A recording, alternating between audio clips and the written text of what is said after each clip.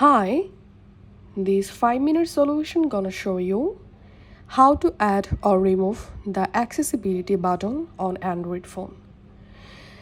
Follow these easy steps to do it. And currently, as you can see, my navigation bar or accessibility button is not showing on my Android phone bottoms.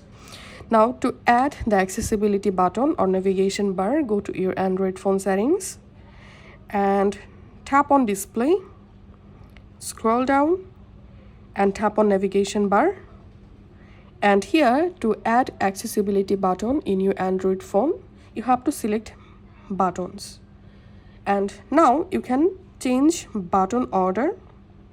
And as you can see, the navigation bar or accessibility button has been added in my Android phone bottom section.